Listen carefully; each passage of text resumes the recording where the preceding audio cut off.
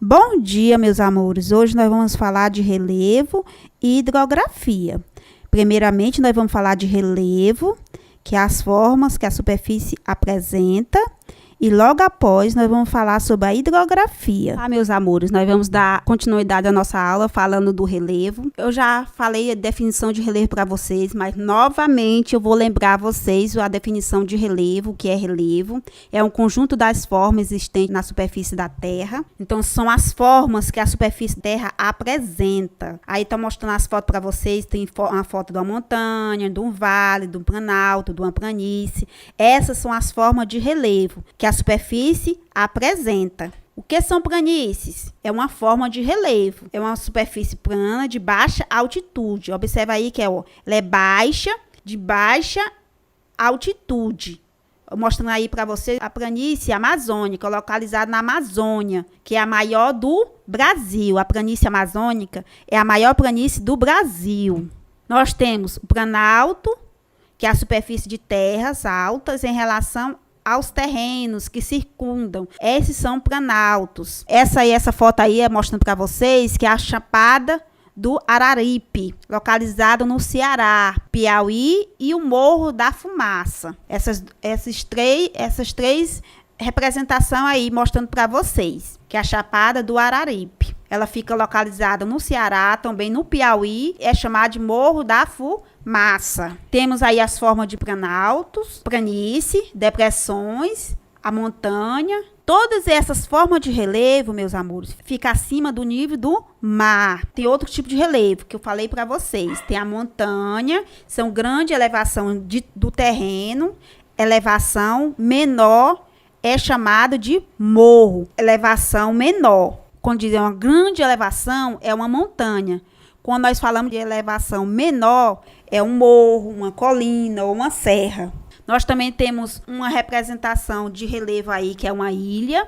É uma porção de terra cercada de água por todos os lados, meus amores. A ilha é uma porção de terra cercada de água por todos os lados. Olha, observe, é uma porção de terra. Todos os lados aí, ela tem água. Além disso, pessoal, nós temos a cordilheira, que é um conjunto de montanha relacionada entre si. O vale, terreno menos elevado, localizado entre montanhas ou morro, que você observa aí, essa imagem aí, que o vale fica entre montanha ou morros. O vale.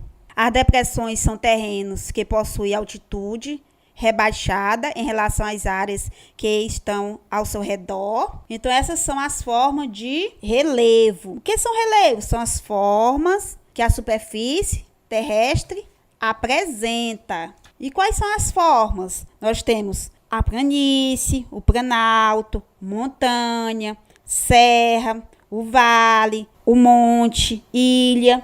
E ainda temos outras formas de relevo. Dando continuidade, meus amores, nós falamos sobre relevo, não foi? Revisei novamente o que é relevo. Tem a atividadezinha que ficou para vocês responder nessa semana.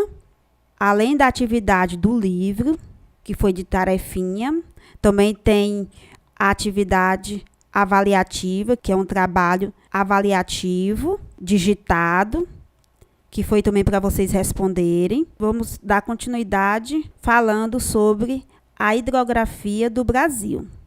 A hidrografia é o estudo das águas de um determinado espaço, como as dos oceanos, dos mares, dos rios, dos lagos. Então, hidrografia é o estudo de quê? Das águas. É o estudo das águas que se encontram nos oceanos, nos mares, nos rios, nas lagoas.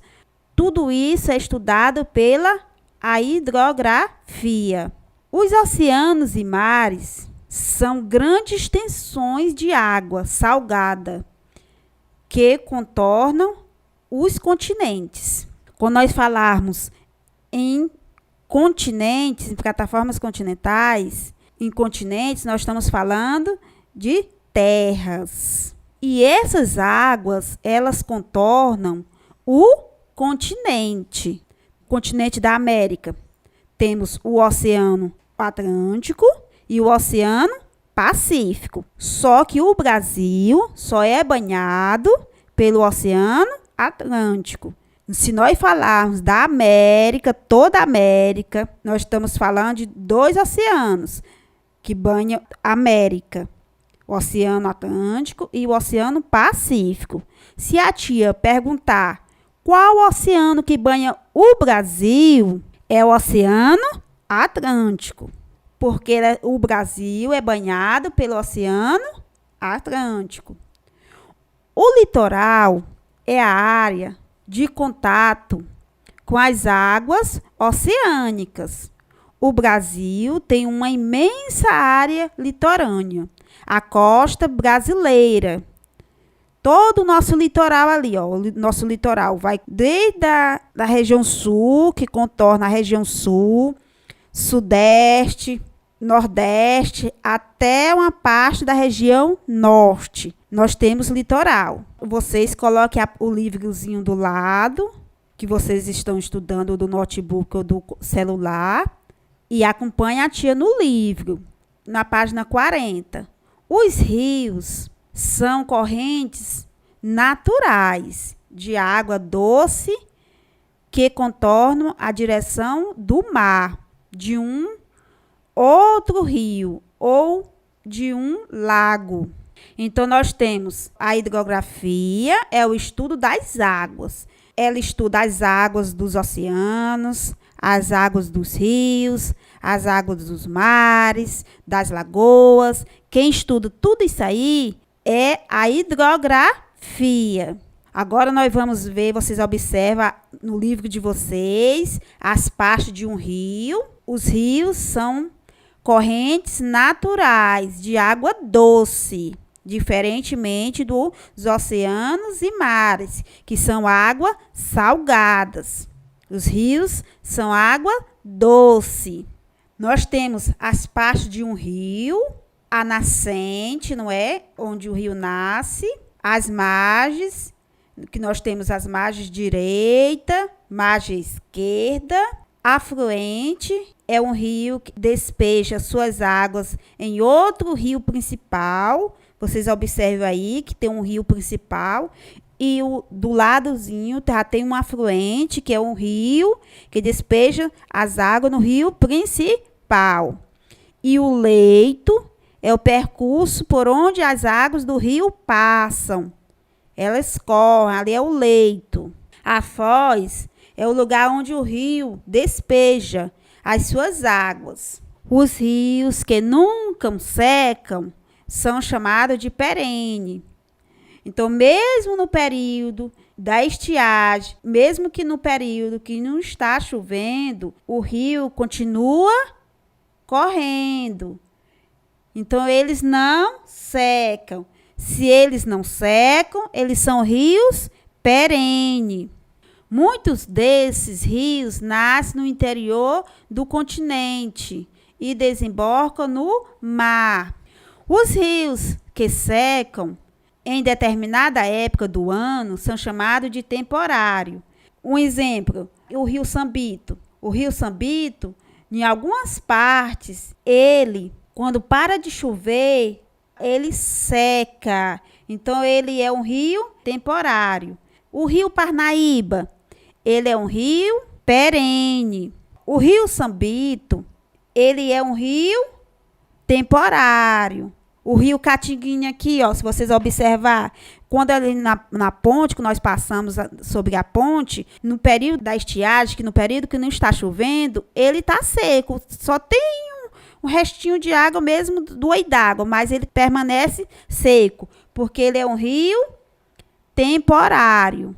O rio Parnaíba, aquele que nós vemos quando vamos em Teresina, aquele rio ali, ele é um rio perene, porque ele mesmo no período da estiagem, mesmo no período que não está chovendo, ele não seca. Então, o rio que não seca é um rio perene. O rio que seca no período da estiagem, no período que não está chovendo, ele é um rio temporário. ao conjunto de terras drenadas por um rio. Chamamos de bacia hidrográfica. Nele ocorre a captação de água para um rio principal e seus afluentes.